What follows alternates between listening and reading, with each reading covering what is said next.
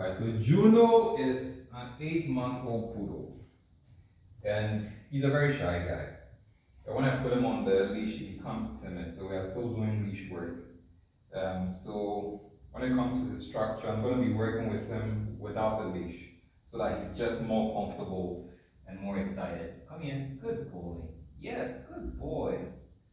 So I just gave him a treat to let him know that I'm a factory full of treats, and it seems to be working. So he's looking up to me for more treats. Aren't you a cute boy?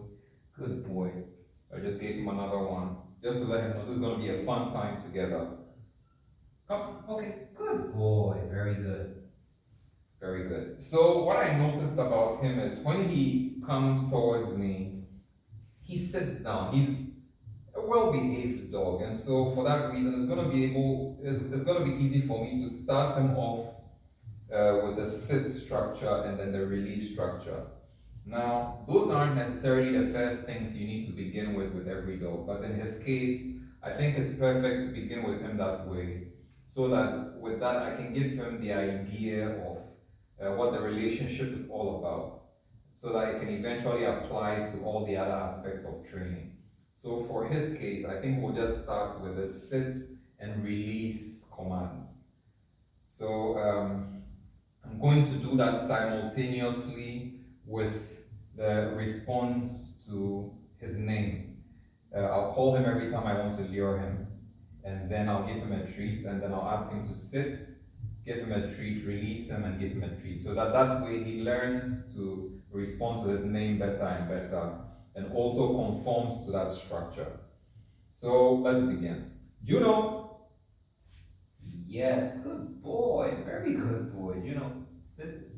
Yes, good sit. Good sit. See how he went into the position easily. And this is his very first time in training. Okay. Good. Very good. So the release command is okay. So with the okay, I just lure him, and you can see he's following my hand. So I just lure him as I say it. With the sit, when I lift my hand over his head, as he moves into the position, then I say it. You saw what happened there. So with him, we're going to begin with the sit, the release, and then I'll be calling him. So I'll deliberately create distance between me and him, call him. When he comes over, I keep repeating. So we're just going to do that for this session, and we'll call it a wrap. So I'm going to lure him away, get him confused a little, then call him. Juno! Yes, good boy. Juno, sit. Sit. Yes, good sit. Good sit. Good sit. Okay. Yes, good boy. Very good. Very good. Okay, so observe closely. Each time I call him towards me, I lure him right to my center by placing my hand in the treats right in the middle of my leg. So something like that, you know? So I get him right in my center here whilst he's nibbling, then I can raise it up to get him to sit perfectly in front of me. Good boy. Sit. Yes, good sit. And that's the idea. So that's the whole purpose of luring him to your center. You want this kind of relationship. You don't want him, okay, good boy. You don't want him sitting on your side when you call him. You want him to always come straight to your center. So it's going to be something like this. Juno, good boy. Good boy. Yes, good boy. Very good. Good boy, Juno. Good boy. Juno. Juno. Yes, good boy. Very good.